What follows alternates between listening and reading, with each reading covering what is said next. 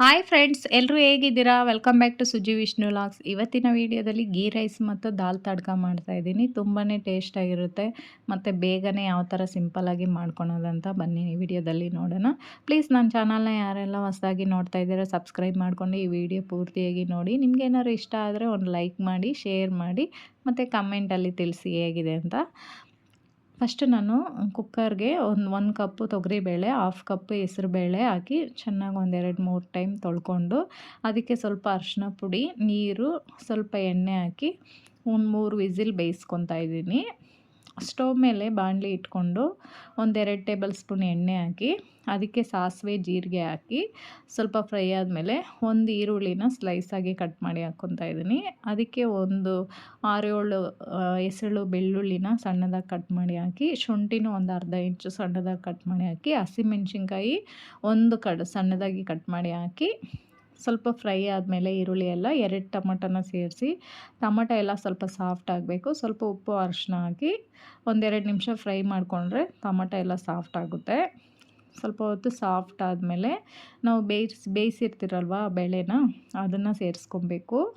ಇವಾಗ ಮಸಾಲನೆಲ್ಲ ಸೇರಿಸ್ಕೊಂಬಿಡ್ಬೇಕು. ಧನಿಯಾ ಪುಡಿ ಒಂದು ಅರ್ಧ ಸ್ಪೂನು, ಖಾರದ ಪುಡಿ ಒಂದು ಅರ್ಧ ಸ್ಪೂನ್ ಹಾಕಿ, 1/4 ಟೇಬಲ್ ಸ್ಪೂನ್ ಗರಂ ಮಸಾಲ ಸೇರಿಸ್ಕೊಂಡು, ಬೇಯಿಸಿರೋ ಬೇಳೆನ ಸ್ವಲ್ಪ ಬಸಿದ್ಬಿಟ್ಟು ಅದನ್ನು ಸೇರಿಸ್ಕೊಂಡು, ನೀರು ಎಷ್ಟು ಬೇಕೋ ಅಷ್ಟು ಸೇರಿಸ್ಕೊಂಡು, ಇದು ಗಟ್ಟಿಯಾಗಿದ್ರೇ ಚೆನ್ನಾಗಿರುತ್ತೆ. ಸ್ವಲ್ಪ ಉಪ್ಪು ಹಾಕ್ಬಿಟ್ಟು ಒಂದು 10 ನಿಮಿಷ ಕುದಿಸ್ಬೇಕು. ಈ ಕಡೆ ಒಗ್ಗರಣೆ ಹಾಕ್ಕೊಬೇಕು. ಒಗ್ಗರಣೆಗೆ ಬಂದು ಎಣ್ಣೆ ಒಂದು 2 ಟೇಬಲ್ ಸ್ಪೂನು, ಜೀರಿಗೆ ಒಂದು ಅರ್ಧ ಸ್ಪೂನು, ಸಾಸಿವೆ ಒಂದು ಅರ್ಧ ಸ್ಪೂನು, ಒಂದು ಒಣಗಿದ ಮೆಣಸಿನ್ಕಾಯಿ, ಕರಿಬೇವು, ಒಂದು ಟೊಮಟೊನ ಸೇರಿಸ್ಕೊತಾ ಇದ್ದೀನಿ. ಟೊಮಟೊ ಎಲ್ಲ ಒಂದು ಸ್ವಲ್ಪ ಫ್ರೈ ಆದಮೇಲೆ ರೆಡ್ ಚಿಲ್ಲಿ ಪೌಡರ್ ಬರುತ್ತಲ್ವ, ಕಾಶ್ಮೀರಿ ರೆಡ್ ಚಿಲ್ಲಿ ಪೌಡರ್, ಅದನ್ನು ಒಂದು ಅರ್ಧ ಸ್ಪೂನ್ ಸೇರಿಸ್ಕೊಂಡು ಸ್ವಲ್ಪ ಫ್ರೈ ಆದಮೇಲೆ ಈ ತಡ್ಕಾಗಿ ಒಗ್ಗರಣೆ ಕೊಟ್ಕೊಂಡ್ರೆ ಆಯಿತು. ತುಂಬಾ ಟೇಸ್ಟಾಗಿರುತ್ತೆ. ಈ ಥರ ಟ್ರೈ ಮಾಡಿ ನೋಡಿ. ಆಮೇಲೆ ಇಂಗು ಸ್ವಲ್ಪ ಸೇರಿಸ್ಕೊಳ್ಬೇಕು, ಯಾಕಂದರೆ ಬೇಳೆ ಅಲ್ವಾ ಗ್ಯಾಸ್ಟ್ರಿಕ್ ಆಗಿಬಿಡುತ್ತೆ. ಇಂಗು ಸ್ವಲ್ಪ ಸೇರಿಸ್ಕೊಂಡು, ಖಾರದ ಪುಡಿ ಸೇರಿಸ್ಕೊಂಡು ಸ್ವಲ್ಪ ಕಲರೆಲ್ಲ ಚೇಂಜಾಗಿ ಟೊಮಟೊ ಎಲ್ಲ ಸ್ವಲ್ಪ ಸಾಫ್ಟ್ ಆದಮೇಲೆ ಸಾಂಬಾರಿಗೆ ಮಿಕ್ಸ್ ಮಾಡಿಕೊಂಡ್ರೆ ದಾಲ್ ತಡ್ಕ ರೆಡಿ ಆಯಿತು. ಇದು ಗೀ ರೈಸ್ಗೆ, ಚಪಾತಿಗೆ, ದೋಸೆಗೆ, ಅನ್ನಗೆಲ್ಲ ತುಂಬಾ ಚೆನ್ನಾಗಿರುತ್ತೆ. ನಾನು ಗೀ ರೈಸ್ಗೆ ಕಾಂಬಿನೇಷನಾಗಿ ಯಾವಾಗೂ ಈ ಥರನೇ ಮಾಡ್ಕೊತೀನಿ. ತುಂಬ ಚೆನ್ನಾಗಿರುತ್ತೆ.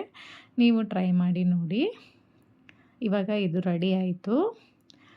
ಇವಾಗ ಗೀ ರೈಸು ನಾನು ಕುಕ್ಕರಲ್ಲೇ ಸಿಂಪಲ್ಲಾಗಿ ಮಾಡ್ಕೊತಾ ಇದ್ದೀನಿ. ಬನ್ನಿ ಈ ವಿಡಿಯೋದಲ್ಲಿ ನೋಡೋಣ.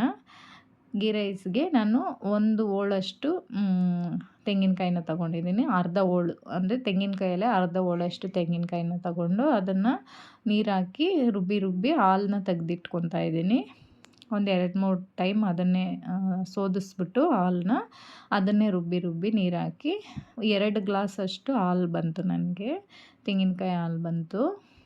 ಚೆನ್ನಾಗಿ ಫಿಲ್ಟ್ರ್ ಮಾಡಿಕೊಂಡು, ಇವಾಗ ಅದಕ್ಕೆ ಏನೇನು ಮಸಾಲ ಬೇಕು ಅದೆಲ್ಲ ರೆಡಿ ಮಾಡಿ ಇಟ್ಕೊಂಡಿದ್ದೀನಿ. ನಾನು ಕ್ಯಾರೆಟು, ಬಟಾಣಿ ಮತ್ತು ಪಲಾವ್ ಎಲೆ, ಏಲಕ್ಕಿ, ಲವಂಗ, ಜೀರಿಗೆ, ಸೋಂಪು, ಚಕ್ಕೆ, ಮರಾಠಿ ಮೊಗ್ಗು ಇದೆಲ್ಲ ಹಾಕ್ಕೊತಾ ಇದ್ದೀನಿ. ಪುದೀನ, ಒಂದು ಈರುಳ್ಳಿ ಎಲ್ಲ ಸೇರಿಸ್ಕೊತಾ ಇದ್ದೀನಿ. ಫಸ್ಟು ನಾನು ಕುಕ್ಕರ್ ಇಟ್ಕೊಂಡು 3 ಟೇಬಲ್ ಸ್ಪೂನ್ ತುಪ್ಪ, 2 ಟೇಬಲ್ ಸ್ಪೂನ್ ಎಣ್ಣೆ ಹಾಕಿ ಸ್ಪೈಸಸ್ ಬರುತ್ತಲ್ವ, ಮಸಾಲ ಸ್ಪೈಸಸ್ಸು ಅದೆಲ್ಲ ಸೇರಿಸ್ಕೊತಾ ಇದ್ದೀನಿ. ಎಲೆ, ಸೋಂಪು, ಚಕ್ಕೆ, ಆಮೇಲೆ ಮರಾಠಿ ಮೊಗ್ಗು, ಲವಂಗ, ಏಲಕ್ಕಿ ಎಲ್ಲ ಸೇರಿಸ್ಕೊಂಡು ಸ್ವಲ್ಪ ಫ್ರೈ ಆದಮೇಲೆ ಒಂದು ಈರುಳ್ಳಿನ ಹಾಕ್ಕೊತಾ ಇದ್ದೀನಿ.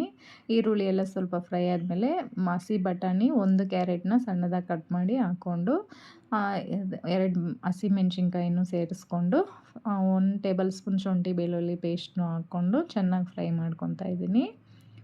ಇದು ಫ್ರೈ ಆದಮೇಲೆ ಪುದೀನ, ಕೊತ್ತಂಬರಿ ಸೊಪ್ಪು ಸೇರಿಸ್ಕೊಂಡು ಅದು ಸ್ವಲ್ಪ ಚೆನ್ನಾಗಿ ಫ್ರೈ ಆಗಬೇಕು. ಹಸಿ ವಾಸನೆ ಎಲ್ಲ ಹೋಗಿ ಚೆನ್ನಾಗಿ ಫ್ರೈ ಆಗೋವರೆಗೂ ಫ್ರೈ ಮಾಡಿಕೊಂಡು, ತೆಂಗಿನಕಾಯಿ ಹಾಲನ್ನ ನಾನು 2 ಗ್ಲಾಸ್ ಅಷ್ಟು ಆಗಿದೆ. 2 ಗ್ಲಾಸಷ್ಟು ತೆಂಗಿನಕಾಯಿ ಹಾಲು ತಗೊಂಡಿದ್ದೀನಿ. ಅಕ್ಕಿ ನಾನು ಬಾಸ್ಮತಿ ಅಕ್ಕಿನ ಹಾಫ್ ಆನ್ ಅವರ್ ನೆನೆಸಿಟ್ಕೊಂಡಿದ್ದೆ. 2 ಗ್ಲಾಸ್ ಅಕ್ಕಿಗೆ 4 ಗ್ಲಾಸ್ ನೀರು ಹಾಕ್ಕೊತಾ ಇದ್ದೀನಿ.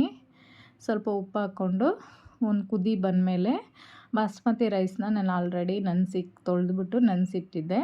ಹಿಂಗೆ ಹಾಕಿ ನಾನು ಕುಕ್ಕರ್ ಲಿಡ್ನ ಕ್ಲೋಸ್ ಮಾಡ್ತಾಯಿಲ್ಲ, ಹಂಗೆ ದಮ್ಗೆ ಇಡ್ತಾಯಿದ್ದೀನಿ. ತುಂಬಾ ಬೇಗನೂ ಆಗುತ್ತೆ. ಈ ಥರ ಮಾಡೋದ್ರಿಂದ ಟೇಸ್ಟು ಚೆನ್ನಾಗಿರುತ್ತೆ. ಒಂದು 10 ನಿಮಿಷ ಹಾಗೆ ದಮ್ಗೆ ಇಟ್ಟರೆ ಸರೋಗುತ್ತೆ. ಒಂದು ಅರ್ಧ ಬೇಯೋವರೆಗೂ ನಾವು ಈ ಥರ ನೋಡಿಕೊಂಡು ಒಂದು ಮುಕ್ಕಾಲ್ದಷ್ಟು ಬೇಯಬೇಕು. ಇನ್ನೇನು ಮುಕ್ಕಾಲು ಭಾಗ ಅಷ್ಟು ಬೆಂದಿದೆ ಅಂದಾಗ ಒಂದು ಪ್ಲೇಟ್ ಮುಚ್ಚಿಬಿಟ್ಟು ಅದ್ರ ಮೇಲೆ ಏನಾದ್ರು ವೆಯ್ಟ್ ಏನಾದ್ರು ಇಟ್ಬಿಟ್ರೆ ಒಂದು 10 ನಿಮಿಷ ಸಿಮ್ಮಲ್ಲೇ ಇಟ್ಬಿಟ್ಟು ಗ್ಯಾಸ್ ಸ್ಟವ್ವು ದಮ್ ಇಟ್ಕೊಂಡ್ರೆ ಆಯಿತು. ಬೇಗನೆ ರೆಡಿ ಆಗಿಬಿಡುತ್ತೆ. ಈ ಥರ ಇಟ್ಬಿಟ್ಟು ಒಂದು 10 ನಿಮಿಷ ಆದಮೇಲೆ ನೋಡಿದ್ರೆ ಎಷ್ಟು ಪಳಪಳ ಅಂತ ಉದುರಿಯಾಗಿ ಎಷ್ಟು ಚೆನ್ನಾಗಿ ಬಂದಿದೆ ನೋಡಿ. ಇವಾಗ ರೆಡಿ ಆಯಿತು, ಸರ್ವ್ ಮಾಡ್ಕೊತಾ ಇದ್ದೀನಿ. ಪ್ಲೀಸ್ ನನ್ನ ಚಾನಲ್ನ ಯಾರೆಲ್ಲ ಹೊಸ್ದಾಗಿ ನೋಡ್ತಾ ಇದ್ದೀರಾ ಸಬ್ಸ್ಕ್ರೈಬ್ ಮಾಡ್ಕೊಂಡು ಈ ವಿಡಿಯೋ ಪೂರ್ತಿಯಾಗಿ ನೋಡಿ. ನಿಮ್ಗೇನಾದ್ರು ಇಷ್ಟ ಆದರೆ ಲೈಕ್ ಮಾಡಿ, ಶೇರ್ ಮಾಡಿ. Thank you.